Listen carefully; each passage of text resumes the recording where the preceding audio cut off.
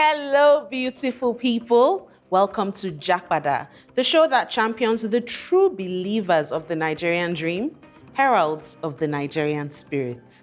Now, some things in life are planned, but most things are not. We go through a series of events that only with hindsight we can piece together. That's the story of our guest today. Unexpected events placed her in the prime position to not just help her loved one, but her country at large. Find out who this master craftsman is, or should I say craftswoman, right here on JAPADA.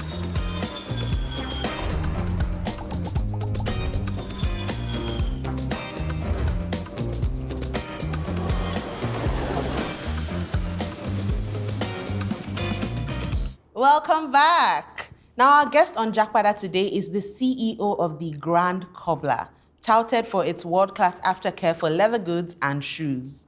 With decades of marketing experience at top companies like Selfridges and Smithson, our guest today is proof that global standards can be achieved and maintained in Nigeria. Welcome to the show, Mrs. Sede Ikeja. Hi. Hi, thank you so much for coming. You're welcome. Thank you for having me. Of course, I'm so excited to get into your story.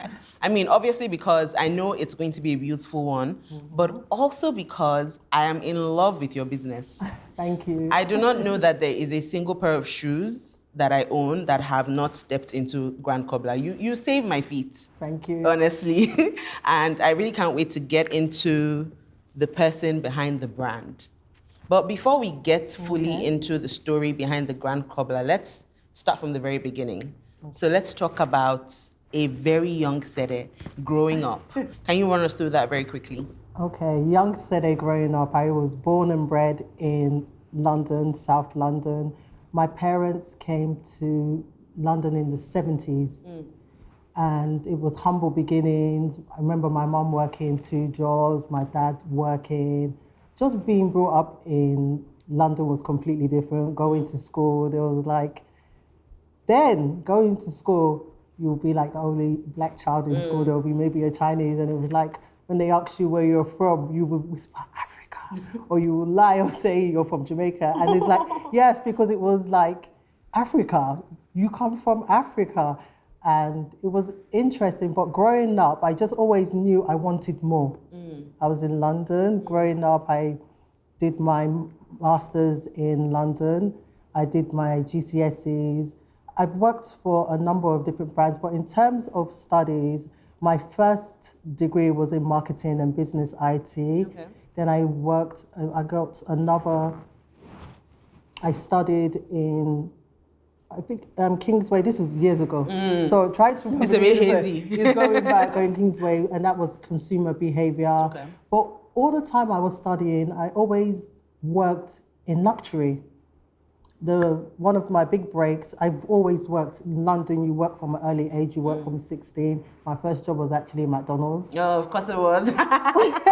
Flipping burgers. So I've always worked and interacted with people. But while I was doing my degree, I got the chance to work in Selfridges, and I think that's when everything changed. Selfridges is the #1 department store in the world. It sells luxury. So from that early age, interacting with wealth, luxury, it kind of opened my mind, but I didn't know later in years it will come in. I just felt I was working there, making ends meet while I was going to university. Then after that, I worked for Smyson. They actually do leather and stationery for the late Queen. So you're working with luxury leathers, you're making the books, you're making bags. This is for the royal family in the UK. All these jobs I was doing, I didn't know it would lead to me coming back to Nigeria. Wow. That is such an interesting start. I particularly like when you mentioned that you started working very early. Yes. So, I mean, you were 16 and you had started flipping burgers in McDonald's. Yes. And I know that you had a couple of other jobs as well. Yes, I worked for, before I actually came to Nigeria, after I finished my degree, I worked for Visium. That's Europe's biggest outdoor PR company. So I was in charge for billboards, radios, magazines. That was a fantastic opportunity. Even though it was like a company where they barely had black people, but I was there and I was like, I'm going to get the best of it. Working with global brands, Nokia, Mercedes, you're working with L'Oreal, you're working with big brands, and you're actually planning the outside advertising. They do billboards, stations, all around. I enjoyed that. That was fantastic. Oh, I love that. No, it was a fantastic opportunity. Went to runway shows. That really opened my mind to, do you know what? You should dream big. It was a difficult company to get in, but I got into it and I was there for a few years, and I made sure if I'm here, I'm going to be the best at what I do. I enjoy the time. Yeah, a lot of freebies, designer freebies. Oh, nice. Luxury freebies. Oh, that's always nice. So what would you say drew you to corporate? Because I mean, that was you in the corporate world. Was it, did life just kind of position you on that path and you were along for the ride, or was that always your goal to work in corporate in the United Kingdom? I always wanted more. I just felt like each job I've done, from flipping burgers to working in Selfridges to working for one of the biggest luxury brands, I've always felt like I wanted to more, and I always felt like, let me push myself, let me see what I can do. And by God's grace, I always had opportunities for more to come. And I just felt like, why am I limiting myself? And I think my curiosity of how would it be to be in that company? You watch all these movies, you see all these people who are PAs for all these high profile people, and to actually be in it, you're like, okay, they don't have two heads. I can do it. I always felt like I can do it. I absolutely love that. I absolutely love that. So I feel like I have a bit of insight into your professional life. Let's talk about your social life. What did that look like socially living in the UK? Okay, social life, it was very busy. You know, British people have a work hard, play hard culture, work hard Monday to Friday, Friday nights, go to bars, you're out and about. If you hit your targets, they really celebrate you. It was interesting. I traveled a lot. I traveled Europe, I traveled South Asia. Because you work for companies, you get time off, so they always used to pay for trips. But the social life was good. You met people, always networking, you're always talking. I think maybe that's why I actually enjoy talking to people. I feel like I can talk to anybody. And I think I got that skill from just, you go to a meeting and there's like 20 people there and it's like network. You have to go and talk to someone. And at the end of the day, how many people did you talk to? How many people did you call? Yes, I think that built my skills of talking to people. I'm feeling confident. I feel like if you know what you're saying, you'll be able to communicate it. And plus, if you're adding value to someone, it's a win-win. We both need each other. It's not that I'm coming to you that I want something. I can actually add value. So the social life was very interesting. Good. Yeah. Nice. I mean, so from everything I'm hearing, life was good. Life was good. I mean, you had a job that you loved, that you enjoyed. You had a thriving social life. Family.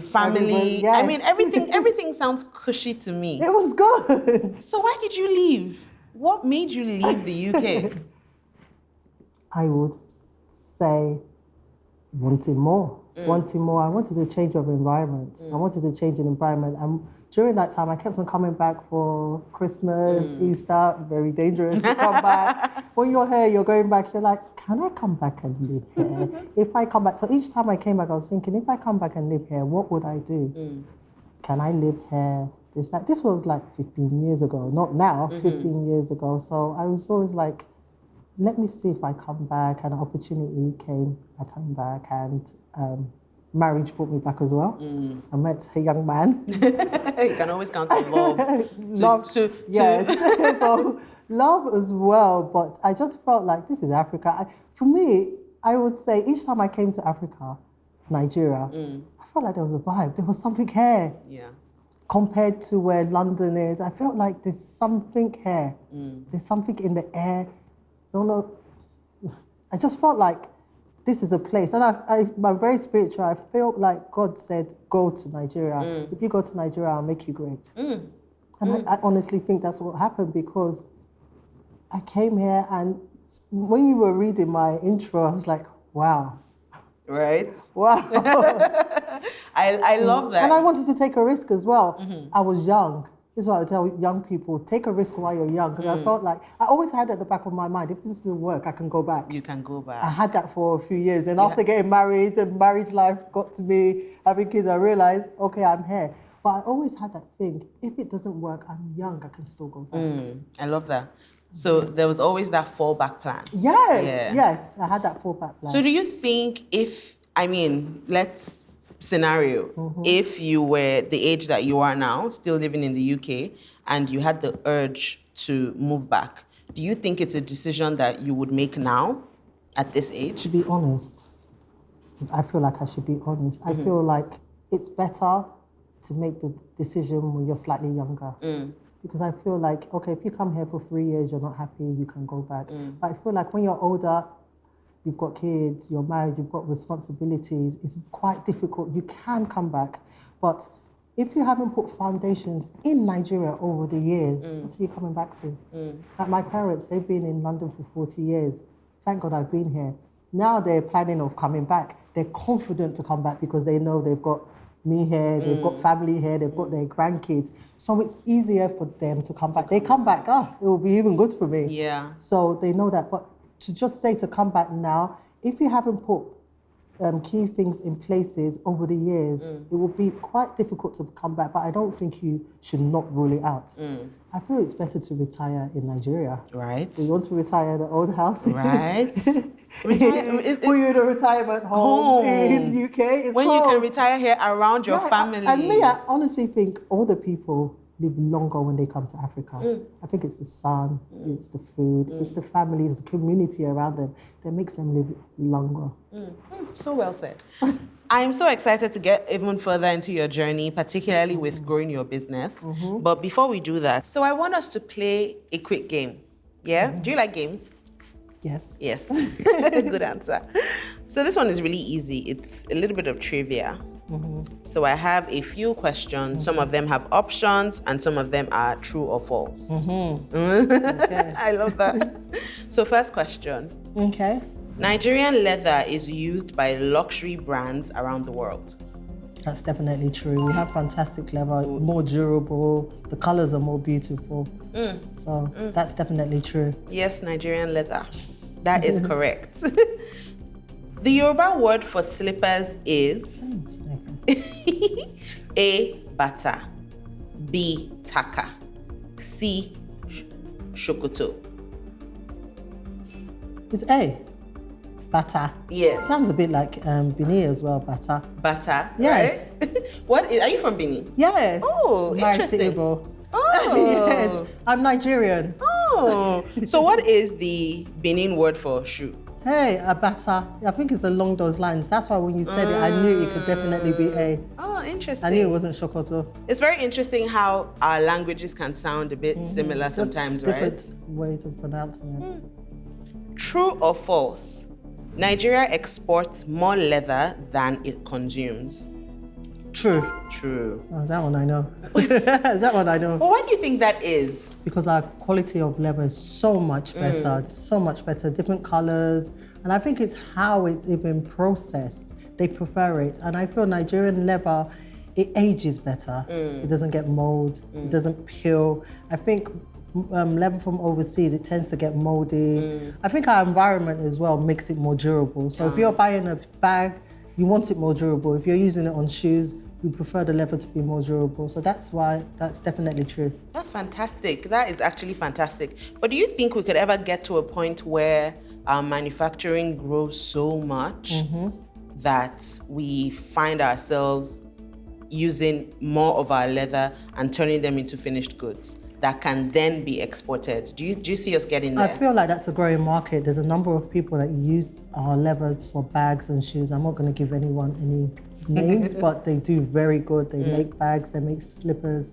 And I feel like people like stuff that's different. If you put, this is from Nigeria, this bag is from Nigeria, it's made in Lagos, that name Lagos alone will make it sell. And we have vibrant colors. And I think because we're more creative, we have more unique pieces that are more accepted for the European market. So you can have more like limited editions on bags and shoes, and people will pay a premium because they know it's from Nigeria and the leather is good. So I think we should find ways to use more leather. Great. Just 2 more questions. Okay. Which of these materials is not traditionally used in Nigerian shoemaking? A, calf skin, B, snake skin, and C, deer skin. I think it's definitely deer skin because deer is very rare, but calf skin, most of our shoes are from calf skin. Yeah. Very softer leather, so that's it. But deer, no. No, definitely not, and you're correct. And our final question, and this one is true or false. Okay. Aba is a major leather. Aba is a major leather production hub in the southeast. Are you asking me? Yeah. Someone married to an Igbo man. It's definitely true. Aba has some of the best materials. I feel like Aba should be put more on the map. We should shout more about Aba. The turnover of materials, which is used in shoes, bags, finishing, is amazing. It's very interesting to go in there. Aba. Aba is doing very well. Fantastic. I think you did so well. That was a very good learning experience with the little explanations that you gave after the questions.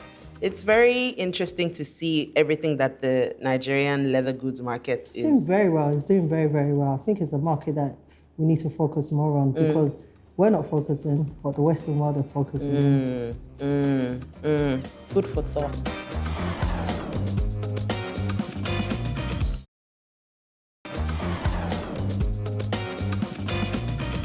Welcome back. This is still JAPADA, and I've still got here with me Sede Ikeja, the brains behind Grand Cobbler. Now, let's take it back to when you just moved. And you said this was about how many years ago? 15 years. 15 years ago. Wow, almost 2 decades ago. Oh. Oof.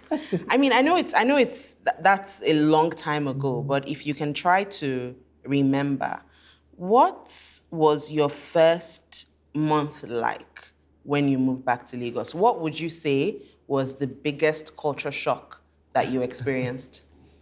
Okay, the first month back, that was after my traditional white wedding for the family. Everyone's gone back, and it was like, okay, you're here now. I was very open-minded. You have to get used to from a system where everything works. You can put light on, there's light, there's water, you can cross the road, noise, this, that. So I had to condition my mind. I knew it wasn't UK, and I knew, okay, this is Nigeria. And I just went along with it. Sometimes it wasn't easy. Sometimes I asked myself, are you sure you want this, you're ready for this? But I just felt like, do you know what? I'll make it work. And I was very prayerful. I was like, God, please, now you've put me here, find a way, make it work, please. And for some reason, I thank God the circle I had around me. My husband made it easier. And I was lucky. I met fantastic people who are now my long-term friends. They're like family now, that made it easier. But I feel that community spirit of Nigeria made it easy. Like you could just go into the market was fun. Walking down the street, buying maybe akara or buying corn was fun. So even though it was a change in environment, you just adapted to it. How did you meet your husband? Very interesting. The first time I came back to Nigeria, I was visiting family and I met him. He's a lawyer. He's actually a barrister, has his own law firm, doing very well. So I just met him through family. We became friends, back and forth. And I think I came on holiday once and he was like, oh, follow me to my village. I was like, okay, I didn't know nothing of it. Met his family, beautiful family. Then on the way back, he just proposed to me. I'm sure you asked, why did I say that? He proposed to me on the plane. But he did, and thank God, 50 years later, three beautiful kids. Oh, amazing. Doing well. Sounds to me like Nigeria has given you some of the biggest gifts in your life. Would I be right in saying that? Yes, and I'm very thankful. I don't take it for granted. I feel like every day I wake up, I say, God, I thank you for my life. I don't take anything for granted. And when I visit back to London and stuff like that, like I said, Nigeria is bittersweet, but I will take the bitter and sweet and be in Nigeria. Because I feel like Nigeria, there's opportunities. You meet people, you have a dream. I feel like Nigeria is a place that that dream can come true if you work hard.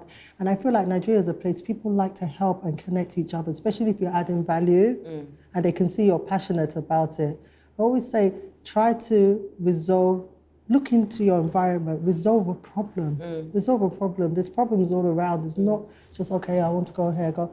we look into your environment. What can I do? What can I offer to make the environment better? And I think that's the early days when I came into Nigeria, what I was doing. My first job, I worked in Ikeja. Okay.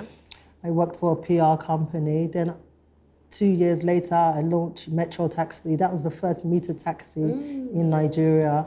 I did that. Then after that, that's when I had kids. Then the idea of my Grand Cobbler came up. My husband had the idea of his friends. And I remember back to the first year I came to Nigeria, I was in Ikeja going to a meeting and one of my heels, I don't know what happened, snapped. And I took it to the roadside cobbler. This was how many years ago? 15 years ago. Or... Roadside cobbler. And he just did something. I went to the meeting and I walked and I realized he made it even worse. And I was just thinking, why can't we have like what we have in London where you stop and get your... That was how many years ago? Years later, now see what I own. Wow, amazing. So, now let's talk about that transition because I mean, you came back and you worked in corporate for a little bit before the Grand Cobbler. About 3 years in corporate. It's very interesting to hear that story about, you know, how the early inspiration or one of the ways that the early inspiration for the business came about. Yes. When you first had the idea, you and your husband, you know, for Grand Cobbler, how daunting did it seem at the time? Because like you said, we didn't really have much of that, right? We had our roadside cobblers, but we didn't have like a proper atelier-like... Yes, package. Right? Where you feel comfortable to live. I feel like that's going back to my earlier days working in Selfridges, working there. I always saw how they set out their shoes. When you're walking through the shoe department, you smell leather. It's set out a certain way. And I just felt like, why can't we... My own was, why can't we have what we have in UK hair? That's even up to today. I feel like the services, the products they have, why don't we have it here? Yeah. So I feel that's where the idea came from, was like, okay, people used to always say, okay, I'm traveling. I have one bag of shoes, bags that I need to repair in London. So you will pay excess on the extra bag to take things to London to repair or Paris. Why? Why don't we offer a service here where you can feel comfortable leaving your luxury shoes and bags and get that same service? So I always felt like, okay, you people want to take your stuff? No problem. I'm going to open somewhere where you leave your stuff. And I like that we challenged ourselves that, okay, do you know what? People don't need to take an extra suitcase when they're traveling. We're going to offer that service here where they feel comfortable to leave their luxury bags, their luxury suitcases, watches, glasses, and we fix. So I think that's where it came from. It was daunting in the beginning, but I feel it came together. It's not been easy. Yeah. I cannot lie to you. I think a lot of, when you're building a business in anywhere, especially in Nigeria, you forget there's external issues, factors. I think maybe I was a bit naive to that. I can say I was honestly naive until each stages of life happened and Nigeria happened, elections, NSAS, COVID, hey gosh, forced scarcity. We run a business where you have to have the diesel. Your gen has to be on for 6 hours and there's no diesel in Lagos. No diesel. So I remember one time, gosh, I've got stories. There was one time we had to rent a boat to the outskirts of Lagos to get diesel brought in. Wow. Because there was no diesel in the whole of Lagos and you've got a factory full of bags and shoes that you need to do. So I feel like these are the challenges that you have in having a business in Nigeria, but I feel like there's ways around it. I feel like a challenge, okay, this challenge is here. Okay, COVID was very interesting. COVID was bittersweet. The reason I said that, we were at home for like a year. The business closed for, I think it was a year or 8 months. Almost a year, yes. No movement. And if people are not moving, people are not wearing their shoes. You will think that. You will think that. No. That's why I say COVID was bittersweet. After COVID, everyone went into their cupboards, cleaned it out. I saw a bag I bought a year ago, a shoe I bought how many years ago, I haven't worn it. After COVID, the number of customers that came in with bags and shoes and luggage that they wanted polished, tidying up, because they realized they're never going to wear it. And I always tell customers, give it out. They'd be like, but that was expensive. I said, no, give it out. As you're giving it out, something else will come in. I always say, if you haven't worn a shoe or item for a year, you will never wear it. I mean, I hear you, but it's hard. Herring and It's hard. Let's talk about some of those challenges that you mentioned. challenge. I mean, because it's very easy when things aren't going the way you hope that they will. It's very easy to kind of want to pack up and just leave. No, I had times like especially during not this election, the last election. 5% of my customer base left to London and Canada. They literally came in the eve or maybe a few days before they travelled to get their shoes done. They're like, I'm going to London. I know it's going to cost me this much. I came here to get my shoes polished. I had a number of customers that are like, Sele, why are you still here? You're British, you can go. So why did you stay? Where am I going? No, I didn't. There was times I actually thought of it. There was a time my parents called me and was like, Sele, my dad was like, come on, you guys should come back. I was like, come back where?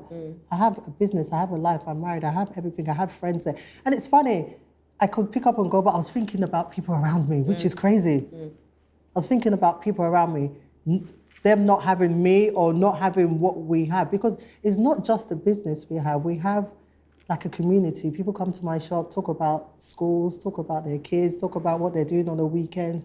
As they come in, it's experience. Even though we're repairing your suit, the experience they have with us. I've met so many people.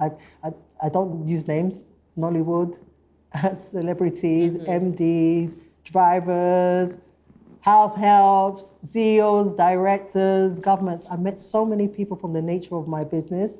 And when people were like, leave, I was like, to where? To where? I love that. To where?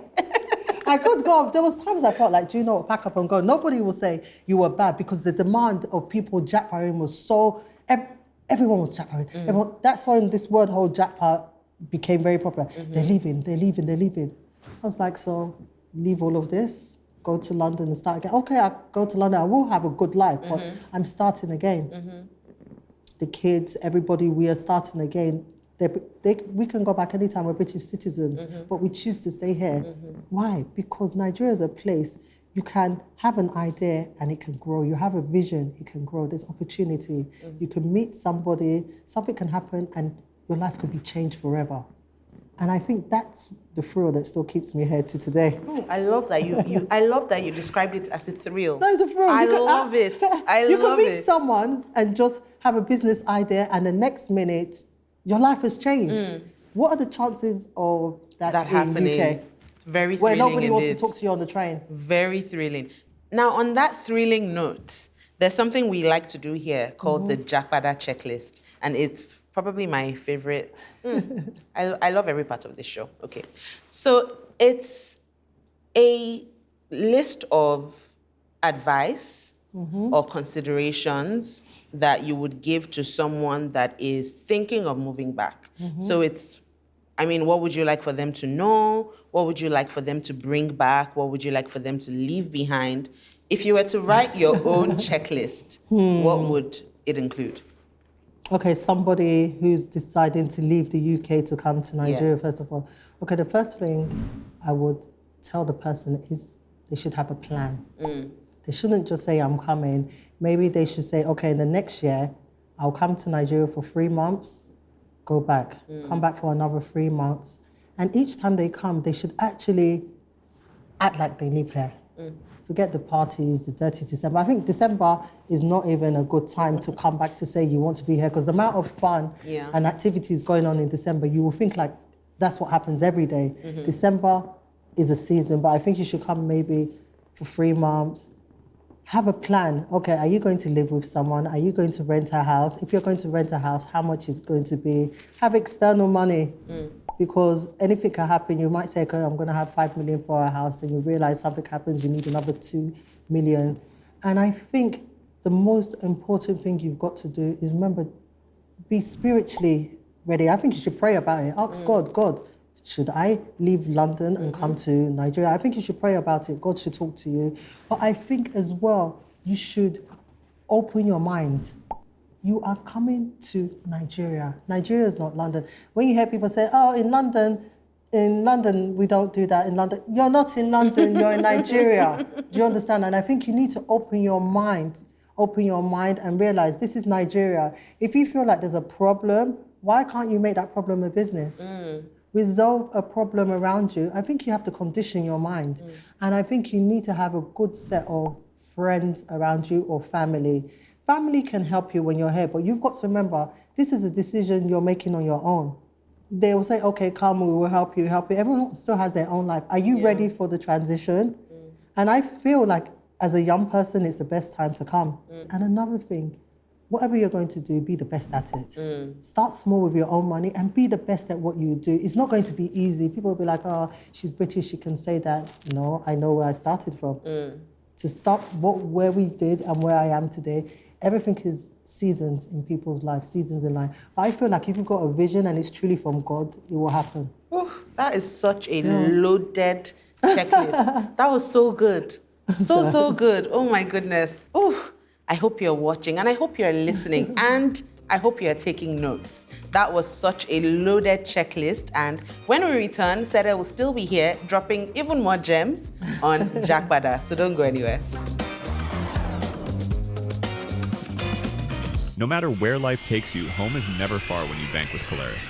Introducing the Polaris Global Account, specially designed for Nigerians in the diaspora who need to stay connected to banking in Nigeria. Start with just $200, £200, 200 euros, or 50,000 naira, and enjoy zero account maintenance fees when you maintain a daily balance of 50,000 naira.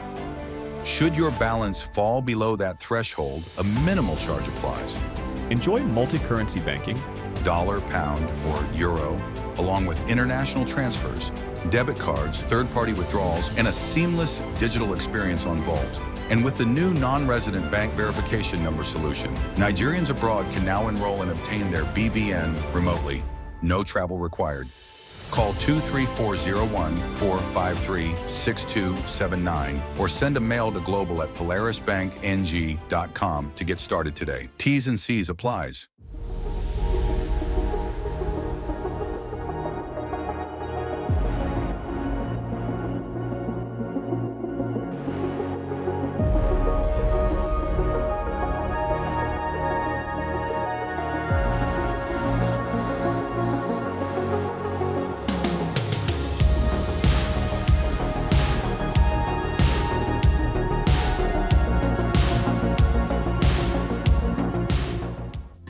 This is Ogidi, right here in Lagos, the entertainment capital of Africa. We are not just another studio. We're the space African artists have been waiting for. Walk in with an idea, walk out with a masterpiece. State-of-the-art recording, cinematic-grade film production, everything under one roof because your creativity doesn't work in pieces. The console is warm. The cameras are ready. The energy, pure Lagos. From the first note to the final cut, this is where vision becomes reality. African stories, global standard, no compromise. Ogidi Studios, this is where you create.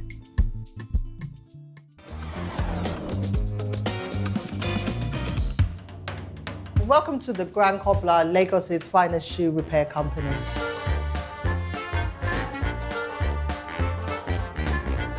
My name is Success Maxwell. I'm a receptionist in the Grand Cobbler.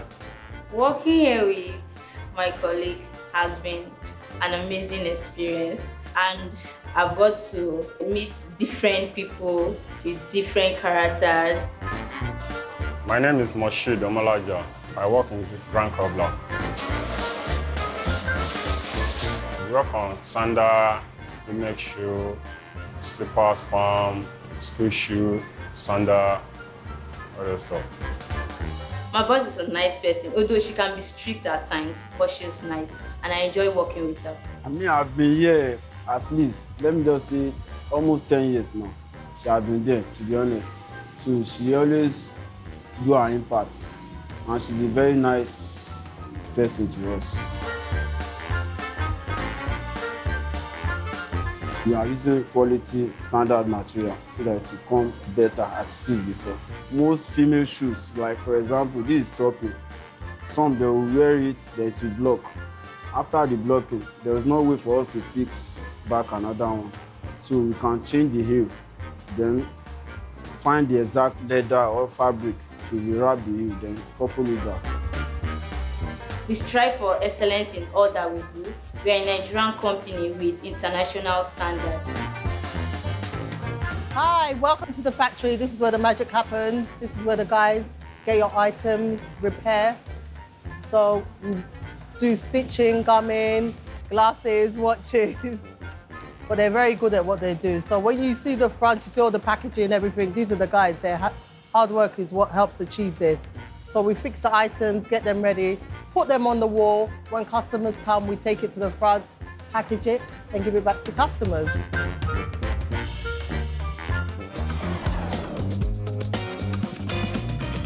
Welcome back to JAPADA. I've still got here with me the brains behind a full-service luxury leather restoration company in Nigeria.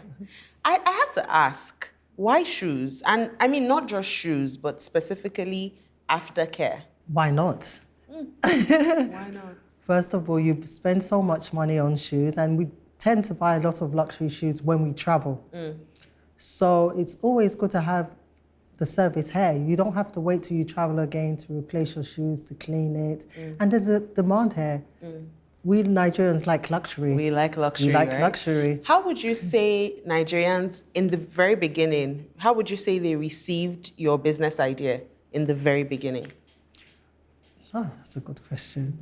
In the beginning, I feel like in terms of repairs, there's people who tend to generally repair shoes normally.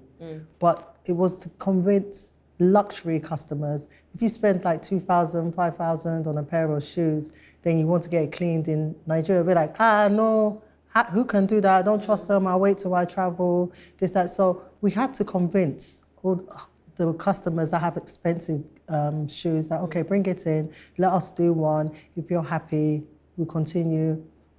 When they see the output of our work. And one thing I always say, when people come into my shop, half the time, I never tell them I own the business. I serve them like a normal customer. Like, good afternoon, sir. Good afternoon, madam. How can I help you? I let our work speak for ourselves. I don't like to say, yes, we can do it. Let our work speak for ourselves. And we are very lucky and thankful. Our work speaks for ourselves.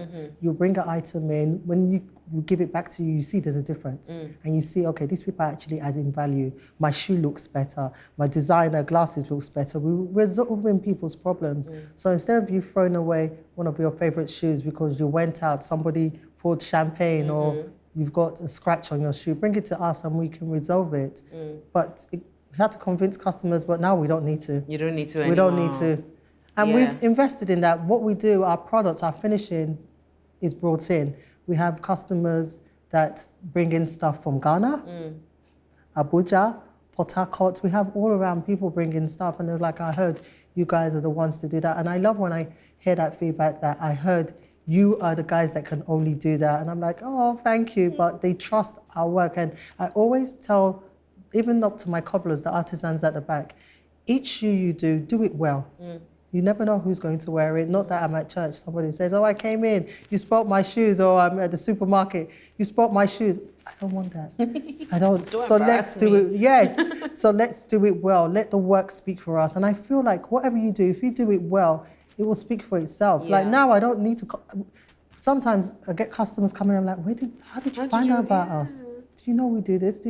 Somebody referred you, oh, you did my uncles, you did my cousins, you did my sisters. And I'm like, wow, that shows if we didn't do a good job, we wouldn't get repeat business. So it's very important to make sure whatever you do it well. And now the work speaks for itself. How many years would you say it took you, or it took the business to hit that sweet spot where you realized, yes, I've built a company and a brand that people can absolutely be confident in?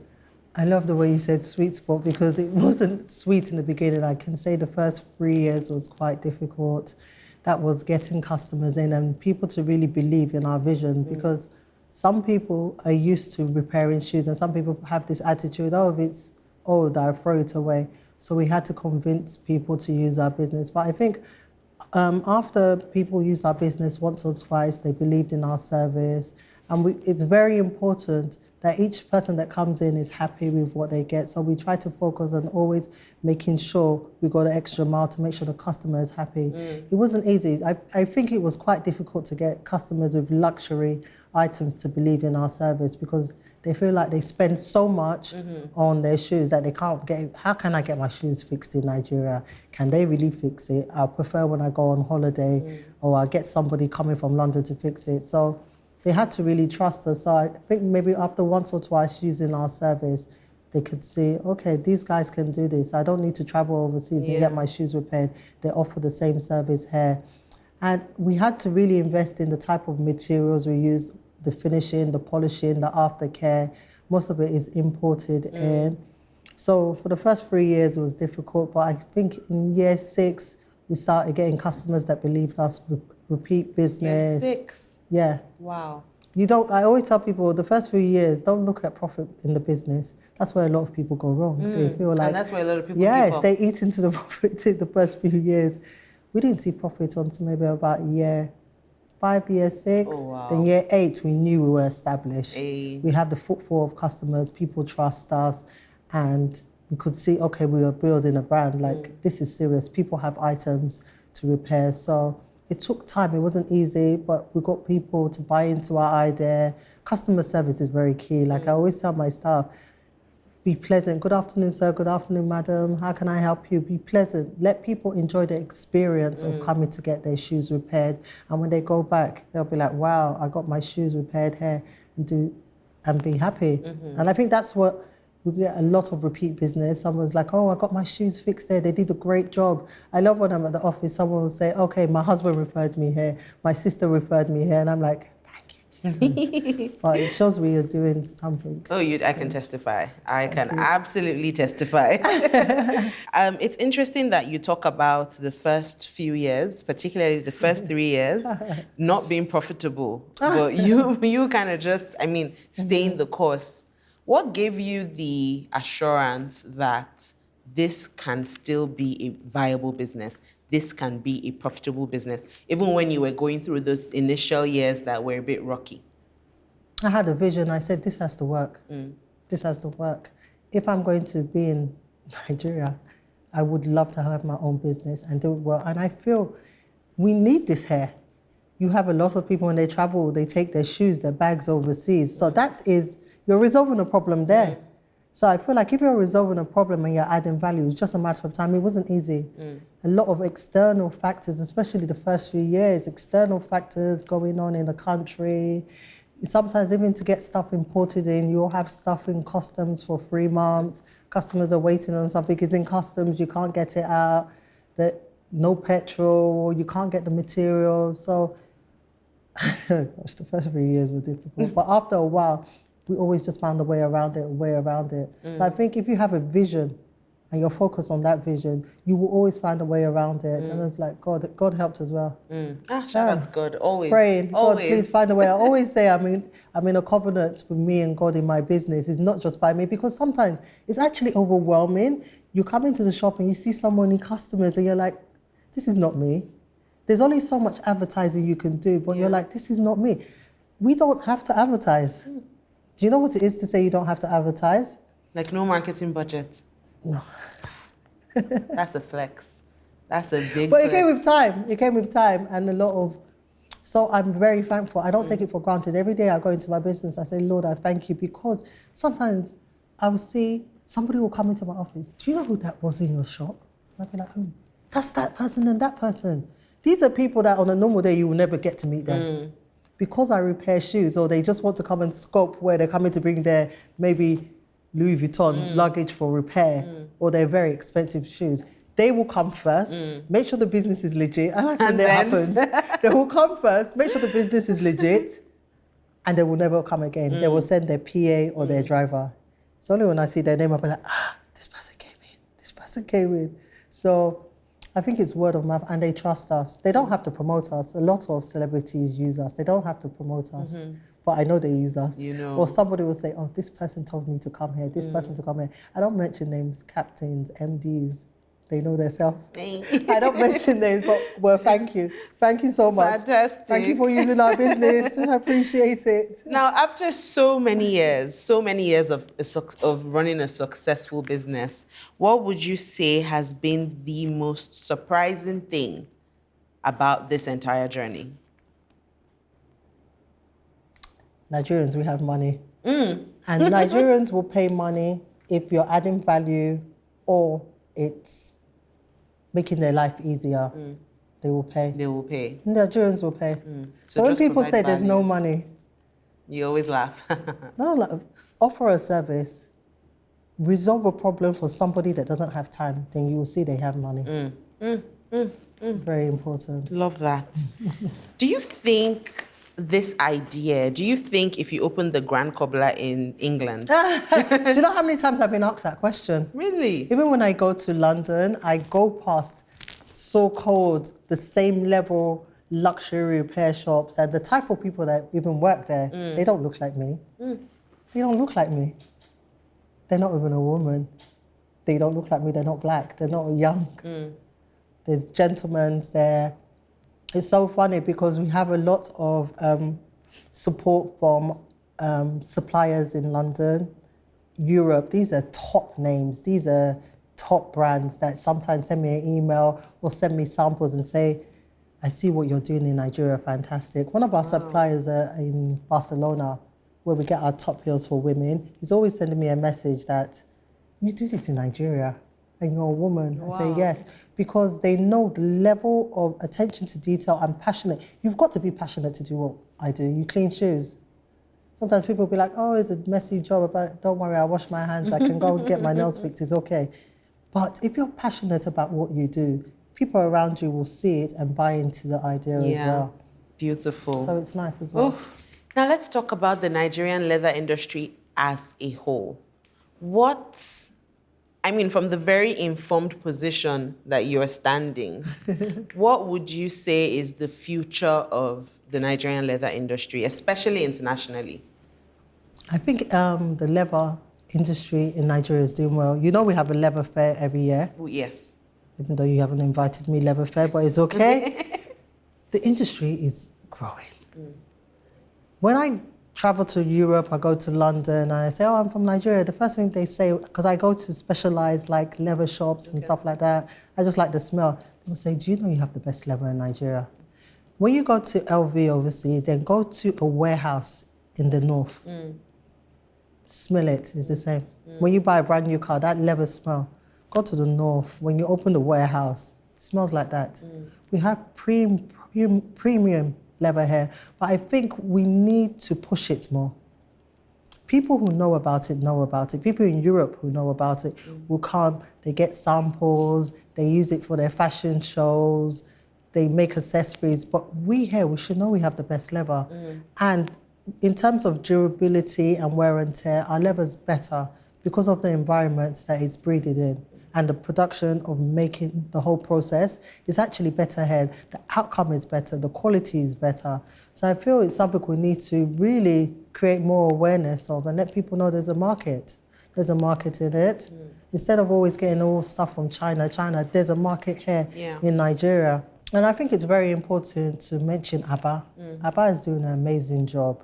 The turnover in terms of products, leather, hardware is amazing. If you go to ABBA, you will realize we're just tapping at the edge of this. ABBA is a big industry. So I think more money needs to be invested in them and just create more platforms that people can showcase what they're doing. I repair shoes.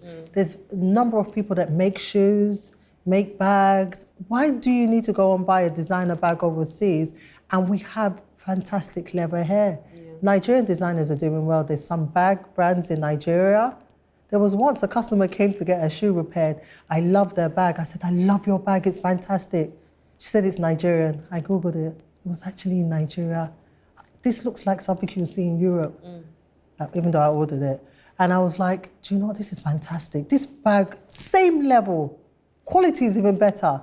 And you've got to remember, our leather is more durable, so it lasts longer. The color doesn't fade. So I think we should really buy Nigerian.